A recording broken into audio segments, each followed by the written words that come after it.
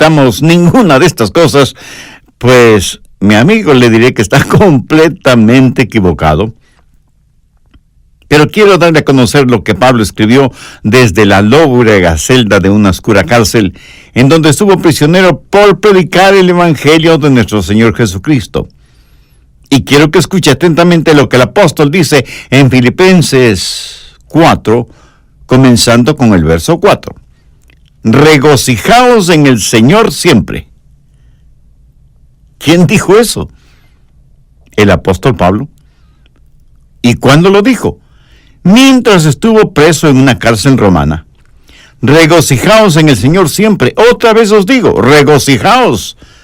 Vuestra gentileza sea conocida por todos los hombres. El Señor está cerca. Por nada estéis afanosos, sino sean conocidas vuestras peticiones delante de Dios en toda oración y ruego con acción de gracias. Y la paz de Dios, que sobrepasa todo entendimiento, guardará vuestros corazones y vuestros pensamientos en Cristo Jesús. Recuerde que estamos hablando de cómo controlar sus pensamientos, cómo controlar su manera de pensar. El apóstol Pablo en el verso 7 dice, y la paz de Dios que sobrepasa todo entendimiento, guardará vuestros corazones y vuestros pensamientos en Cristo Jesús. Pero ahora deseo que preste mucha atención a lo que dice el verso 8. Por lo demás, hermanos, todo lo que es verdadero, todo lo honesto, todo lo justo, todo lo puro, todo lo amable, todo lo que es de buen nombre, si hay virtud alguna, si algo digno de alabanza, en esto pensad. La Biblia dice que un hombre es lo que piensa. Por lo tanto, ¿cómo proteger sus pensamientos? ¿Cómo resguardar su manera de pensar de la influencia de los pensamientos impuros y pecaminosos que prevalecen en nuestro mundo actual? Una persona no salva es una persona que tiene una mente ciega. El Dios de este mundo ha cegado la mente de los incrédulos. Por naturaleza todos tenemos lo que la Biblia llama una mente carnal, y mientras tenemos esa mente carnal, estamos en guerra contra Dios. Así que para controlar nuestros pensamientos y nuestra manera de pensar, ¿qué es lo primero que debe suceder? Pues que nuestra mente carnal sea convertida. Pero escúcheme, aún una mente convertida puede ser corrompida. Pablo les dijo a los filipenses que estaba preocupado porque Satanás podía sutilmente corromper sus mentes de las sencillas enseñanzas del Evangelio del Señor Jesucristo. Y ciertamente Satanás puede venir y seducirnos. Una mente cristiana puede ser seducida y alejada de las verdades bíblicas. El diablo puede construir fortalezas en los corazones y mentes de los creyentes. Por eso, una mente que ha sido corrompida debe ser reconquistada. Debemos recuperar el terreno perdido. Escúcheme, una mente corrompida que ha sido reconquistada tiene que ser controlada por Cristo. El Señor debe estar a cargo de nuestra mente y debemos aprender a escoger nuestros pensamientos, así como escogemos a nuestros amigos, si es que tuviéramos el suficiente sentido común de escoger solo buenos amigos. Debemos tener ciertos parámetros para saber la clase de pensamientos que debemos admitir en nuestra mente y aquellos que debemos desecharlos en forma absoluta. Pero Pablo, cuando está listo para hablar de estos parámetros, primero presenta un contexto como base fundamental de lo que va a hablar. Y al preparar el escenario, Pablo habla de tres cosas. Primero, usted debe encontrar su gozo en el Señor. Note que en el verso 4 él no dice, regocijaos siempre. Hubiera sido una verdadera tontería si solo decía eso. Pero no es ninguna tontería cuando dice, regocijaos en el Señor siempre. O sea, les está diciendo a los filipenses que el verdadero gozo solo lo encontrarán en el Señor Jesucristo.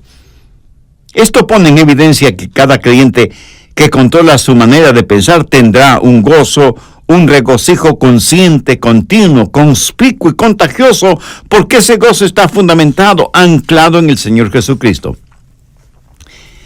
Permítame compartir con usted algo muy personal. Yo procuro tener siempre mi mente ocupada, aún en tiempo de descanso o de vacación, porque una mente ociosa es el mejor taller del diablo. Y he descubierto el secreto de la fortaleza. Es el gozo del Señor. Él es mi fortaleza. Y eso no es solo una frase bonita, ni parte de alguna canción espiritual preferida. Es la realidad.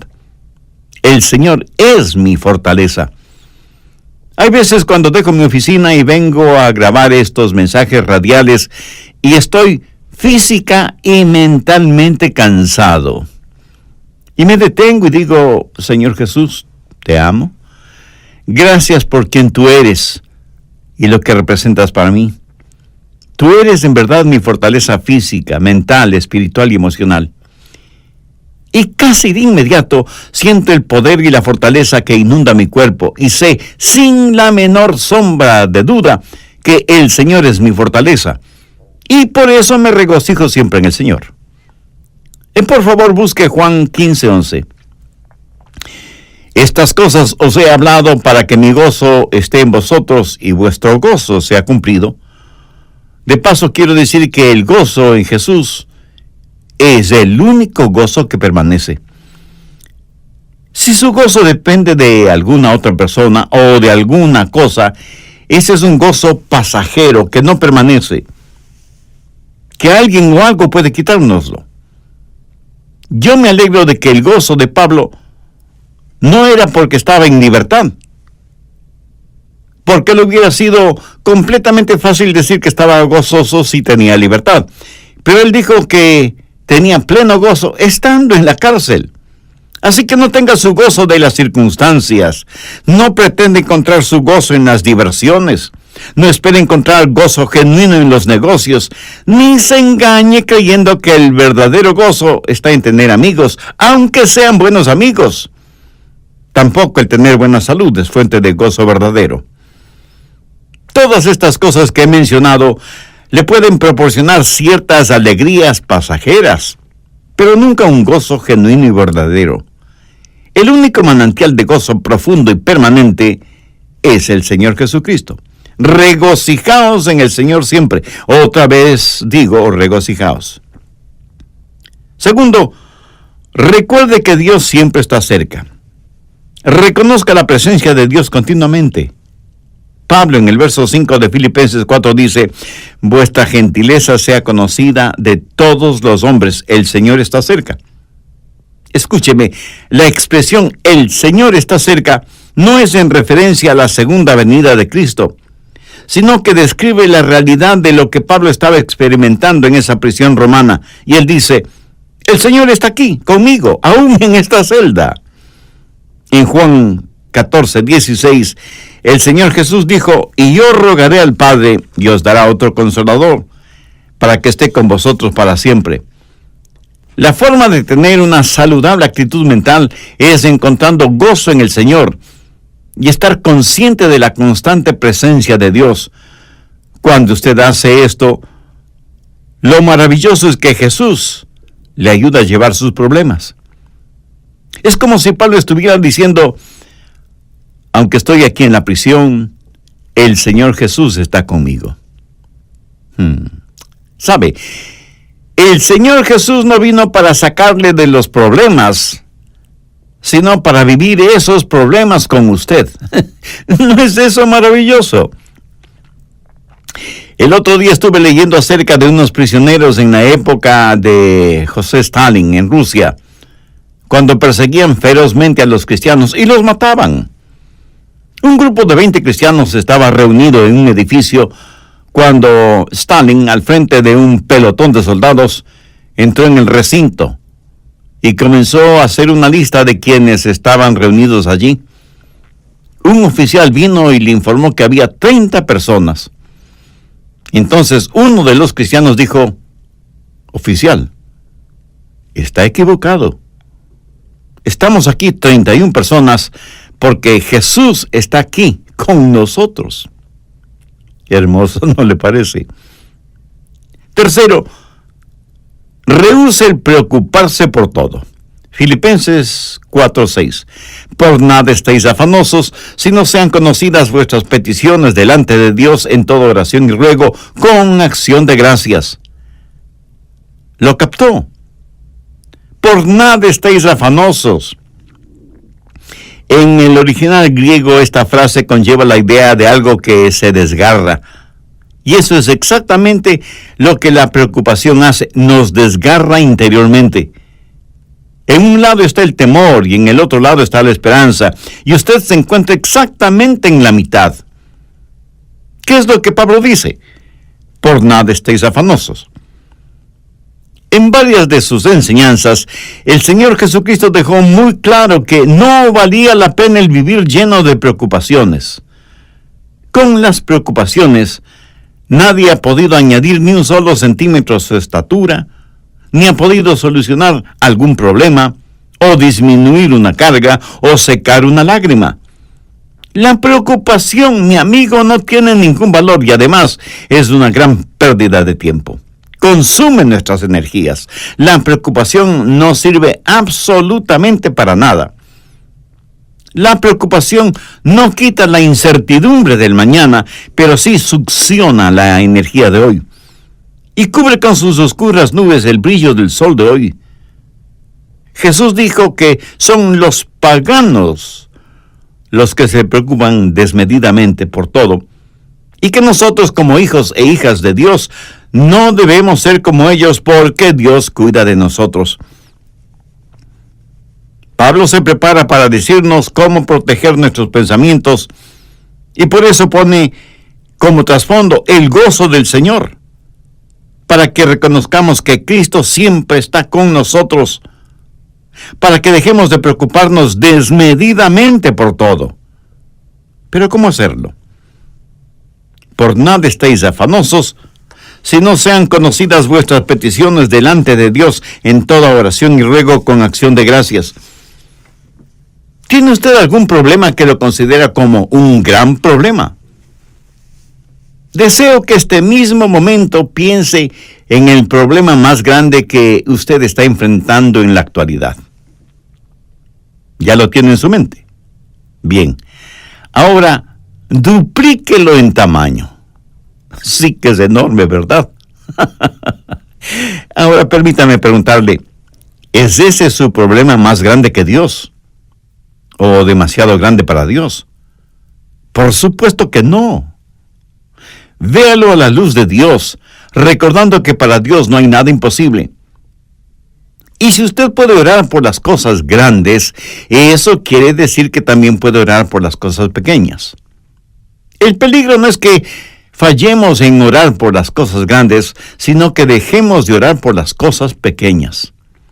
Por eso el consejo de Pablo es: sean conocidas vuestras peticiones delante de Dios en toda oración y ruego con acción de gracias. Cuarto, desarrolle un espíritu de gratitud. Esto es en preparación para que usted pueda revisar su manera de pensar.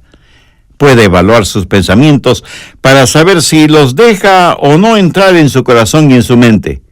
Tenga un espíritu de gratitud. Ore acerca de todo y dé gracias a Dios por todo, lo grande y lo pequeño, lo que es importante y lo que parece insignificante. Deje que sus peticiones sean conocidas delante de Dios. No sé si se habrá dado cuenta, pero muchas veces nos quejamos cuando no deberíamos hacerlo. Déjeme contarle lo siguiente. Hace algún tiempo ya viajaba en el automóvil de un amigo. Él iba manejando y yo le iba contando que nuestros hijos, unos estaban en una escuela privada, otros en el colegio y otros en colegios cristianos. Y me quejaba por el altísimo costo de la educación de nuestros hijos. Mi amigo me escuchaba y me observaba. De pronto dijo: daría cualquier cosa en el mundo si es que mi hijo pudiera ir al colegio. Y pensé, qué espíritu de ingratitud el mío.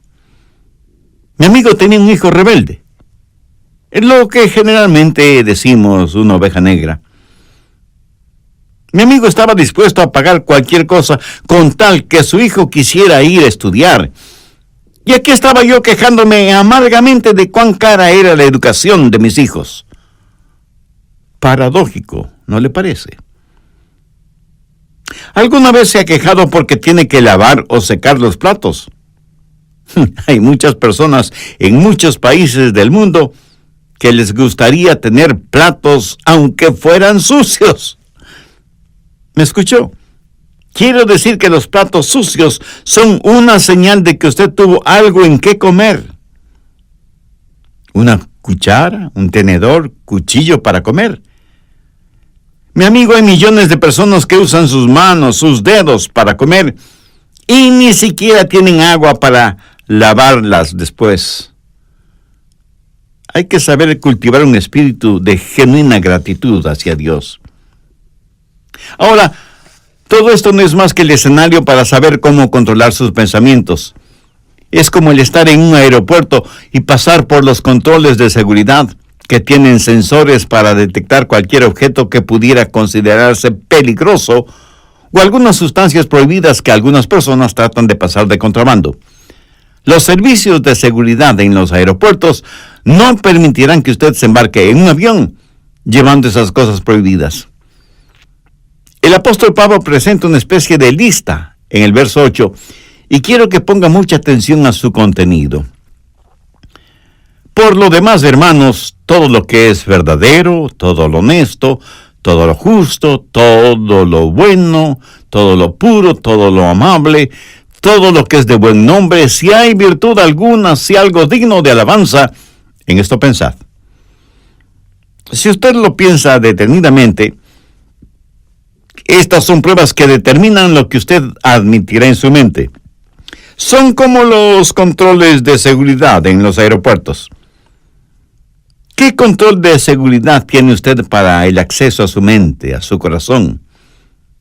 Permite que cualquier pensamiento, por inmundo y malo que sea, deambule con toda libertad por su mente. Bien, ahora quiero que note algunas cosas muy importantes. Primero, la prueba de la dependencia o confianza. Aquí debemos hacernos algunas preguntas. ¿Es verdadero? ¿Puedo confiar en eso? ¿Puedo depender de eso? Todo lo que es verdadero. ¿Sabe que vivimos en una generación que no pregunta si algo es verdadero? La pregunta importante en nuestros días es, ¿trabaja? ¿Da resultado? No deje que ninguna cosa prohibida penetre en los recintos de su mente y que cómodamente se instale allí. No la absorba en su corazón, ni la haga parte de su filosofía de la vida. Si algo no es genuino o verdadero, no permita que sea parte de su forma de pensar. Evalúelo todo de acuerdo a la Biblia, que es la fuente primordial de la verdad. Segundo, la prueba del respeto. Pablo dice, todo lo que es verdadero, todo lo honesto. Y aquí la palabra honesto literalmente significa honorable. Hace referencia a cosas que son honorables, honrosas. ¿Permite usted que cosas deshonrosas se acumulen en su mente? Guarda mentalmente cosas que no son dignas de su respeto. Cosas que no son dignas de que usted invierta su tiempo en ellas. Algunas cosas no son malas porque son viles. Son malas porque son necias, tontas, estúpidas, cosas que no valen la pena. Tercero, la prueba de las riquezas. Todo lo justo. ¿Sabía que la palabra justo en este versículo significa recto, derecho, lo cual es lo opuesto a torcido? Entonces, ¿qué significa esto? Significa que usted no debe dejar que ningún pensamiento torcido, deformado, penetre en su mente. ¿Piensa usted siempre correctamente, con rectitud? En mis estudios bíblicos, predicación y tiempo devocional, siempre trato de pensar con rectitud, honestamente. Reconozco que muchas veces dejamos que pensamientos torcidos invadan nuestra mente porque hemos desconectado los puestos de seguridad. Y sencillamente vamos de aquí para allá sin que nada aparentemente nos moleste. Pero Pablo dice que hay ciertas cosas que no deben pasar por la puerta de nuestra mente.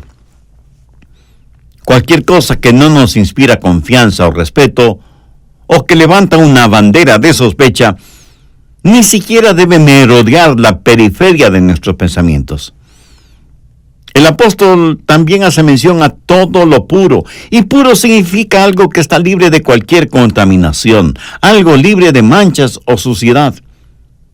Esto en referencia a objetos o animales. ¿Es esto lo suficientemente puro como para ser usado en la adoración a Dios? ¿Es esto lo suficientemente puro como para ser ofrecido a Dios? Estas preguntas nos llevan al siguiente punto. Cuarto, la prueba de la reverencia. Todo lo que es puro. ¿Es esto algo de lo cual no me avergüenzo de ofrecérselo a Dios? Escúcheme, puede tomar cierta historia o cierta película o cierta música o cierta literatura o ciertas amistades o ciertos hábitos y decir, Señor, con esto te adoro. Estoy seguro que alguien me dirá, Pastor, ¿no estamos supuestos a adorar a Dios con todas las cosas? Mi amigo, si piensa así, está tremendamente equivocado, porque la verdad es que debemos adorar a Dios con todas las cosas. Por favor, busque 1 Corintios 10:31. Si pues coméis o bebéis o hacéis otra cosa, hacedlo todo para la gloria de Dios. Ahora piense por un momento. ¿Son sus amistades, sus pasatiempos, su trabajo y aún su propia familia algo con lo cual usted podría decir, Señor, te lo ofrezco a ti?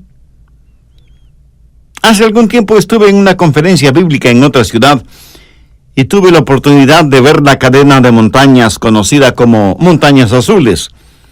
Justo en la estación del año cuando las hojas de los árboles se vuelven amarillas, rojas, azules, doradas y en fin, tienen todos los colores del arco iris. Mi esposa y yo nos quedamos asombrados y maravillados de ver la creación de Dios en toda su espléndida belleza. Y me acuerdo que dije, Señor, esta es una extraordinaria experiencia que me mueve a adorarte más y más. Este buen tiempo que nos permites tener, este regocijo espiritual interno, esta belleza que nos rodea, que proviene de ti, todo te lo dedico a ti porque no solo está lleno de armonía y de encanto, sino de inmaculada pureza. Señor, tú eres digno de nuestra adoración. Amigo, escúcheme. Si cualquier cosa que usted hace no pasa la prueba de la reverencia, o sea, no es algo que pueda ofrecerle a Dios, no se atreva a insultar a Dios presentándosela. Si cualquier relación personal o actividad o recreación o negocios o lo que sea no tiene el distintivo de reverencia hacia Dios, ni siquiera lo piense. Quinto, la prueba de la relación. Pablo continúa diciendo, todo lo que es de buen nombre. En el original griego, esta frase literalmente dice, aquellas personas o cosas que causan que se las ame. ¿Qué es lo que causa que usted ame? Si piensa en aquello que causa que usted critique injustamente o que provoca división entre otras personas, eso es erróneo, negativo, malo. Todo lo que es de buen nombre tiene la connotación de ser guiados hacia el amor. Lo que piensa le guía hacia el amor. Tal vez alguien me pregunte, Pastor, ¿eso significa que tengo que aprobar lo que otras personas hacen? Sí y no. Si lo que hacen es bueno, beneficioso, ejemplar, útil, usted lo aprueba. Si es algo negativo, perturbador, divisivo o destructivo, por supuesto que usted no debe aprobarlo. Y no se necesita ser un genio para entender esto, ¿verdad?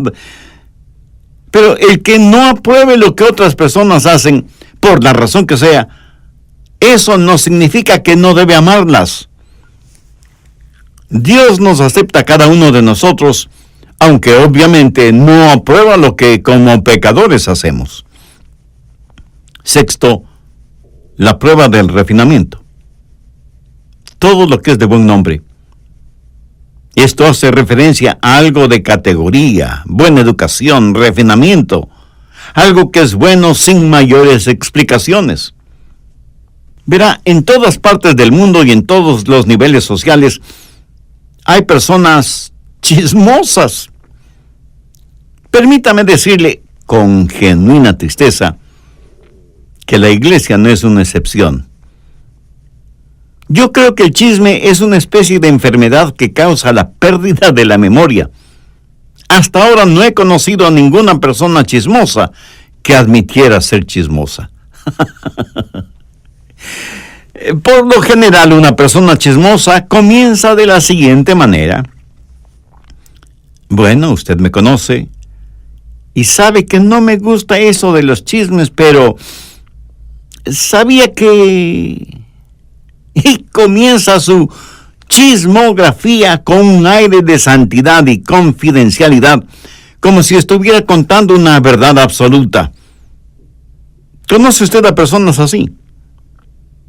Ahora, si una persona hace algo y no sabe que lo ha hecho, debo pensar que esa persona tiene un tornillo suelto en su cerebro. Lo triste es que hay personas a quienes les gusta, les deleita el escuchar cosas que no son de buen nombre, relacionadas con otras personas. La gente usa sus oídos como tarros de basura, y luego se sorprenden de que los demás siempre estén botando basura verbal en sus oídos.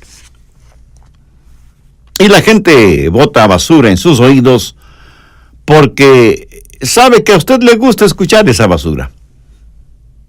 Y por eso usted sabe de todo el lodo moral, emocional y espiritual que hay en su barrio.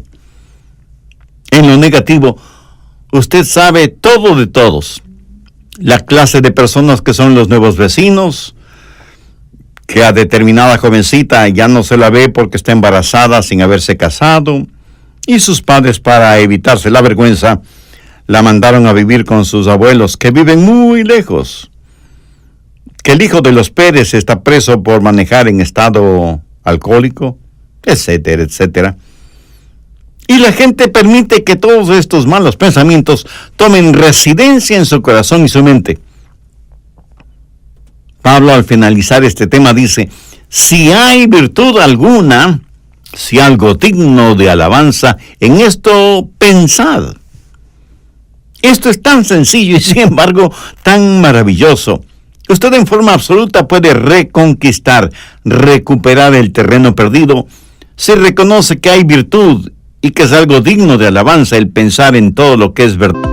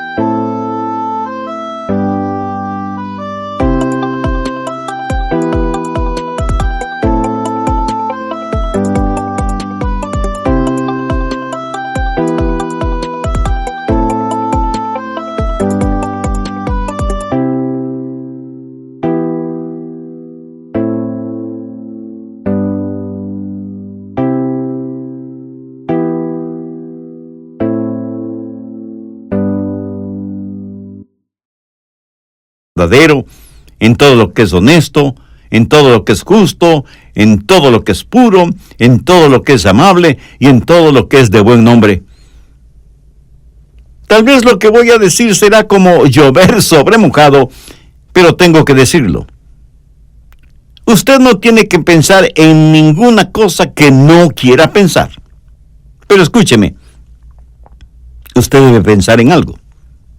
Usted no puede controlar su vida mental poniendo a su mente en neutro. Debo pensar en algo. Y si no piensa en algo correcto, le aseguro que pensará en algo incorrecto. Si usted no está pensando en algo bueno, tenga la certeza de que terminará pensando en algo malo. La fórmula para no tener malos pensamientos no es tratando de no tener malos pensamientos. Por ejemplo, trate de no pensar en un submarino ahora mismo. ¿Está seguro que no está pensando en un submarino en este mismo instante? Bien, la única forma para no pensar en un submarino en este momento no es tratando de no pensar en un submarino, sino tratando de pensar en algo diferente. Y las personas que están tratando de no pensar en un submarino están pensando en el submarino acerca del cual tratan de no pensar. Qué interesante, ¿verdad? El apóstol Pablo, escribiendo a los hermanos, a la iglesia en Roma, les dijo: no seáis vencidos de lo malo, sino vence con el bien el mal. Deje que los buenos pensamientos inunden su mente y mantenga su corazón y su mente enfocados en el Señor Jesucristo. En Filipenses 4:7 leemos: y la paz de Dios, que sobrepasa todo entendimiento, guardará vuestros corazones y vuestros pensamientos en Cristo Jesús. Es casi imposible de explicar, pero estamos llamados a tener la mente de Cristo. Por lo tanto, debemos aprender a tener los pensamientos de Dios en Cristo y utilizar la normativa que Pablo nos da en Filipenses 4 como punto de seguridad por donde deben pasar todos los pensamientos antes de que tomen residencia en nuestros corazones y mentes. Y sea agradecido con Dios por su preciosa palabra. Debemos orar para que nos ayude a mantener nuestros pensamientos, nuestras mentes, nuestros corazones bajo la sangre de Cristo. Entre quienes me escuchan en este mismo momento, ¿habrá alguien que quiera entregar su corazón al Señor Jesucristo? Alguien que quiera ser salvo, independientemente de la edad que tenga o del nivel social o financiero al que pertenezca. Alguien que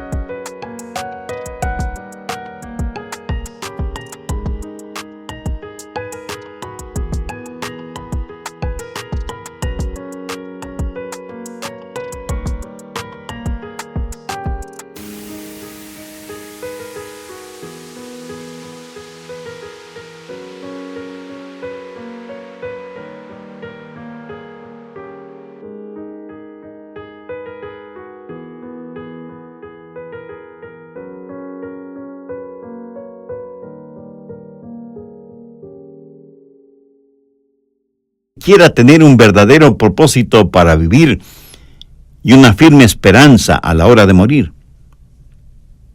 Si usted puede hacer esa decisión espiritual ahora mismo, si ese es su deseo, le invito a orar conmigo una corta oración. Mi oración será únicamente para guiarle. Ore con sus propias palabras y puede orar en voz alta o en voz baja o silenciosamente si lo prefiere, pero ore con fe, con sinceridad, con convicción. Querido Dios, reconozco que mis pensamientos no siempre son puros, ni honestos, ni dignos.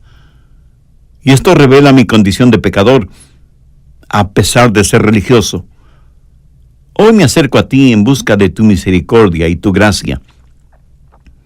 Señor Jesús, sé que me amas y que quieres salvarme, y que por eso entregaste tu vida en la cruz del Calvario para pagar el precio de la culpa de mis pecados. No sé si mi fe es grande o pequeña, pero este mismo momento te invito a que vengas a morar en mi corazón y seas mi Señor y mi Salvador. Te entrego el control de mi vida y pido tu ayuda para que pueda ser la clase de persona que tú quieres que sea. Quiero ser un testimonio vivo de tu amor, de tu gracia, de tu misericordia. Perdóname, límpiame, sáname, sálvame. Y porque tú moriste por mí, yo quiero vivir para ti hasta cuando me llames a tu bendita presencia. Lo pido en tu santo nombre. Amén. Si usted hizo esa decisión espiritual, no solo que el gozo del Señor inundará su ser, sino que habrá gozo en el cielo por su arrepentimiento. Nosotros anhelamos ser parte de su gozo espiritual y por eso le invito para que nos escriba su carta, que será de estímulo y de bendición para nosotros, y este es nuestro ministerio de estudio.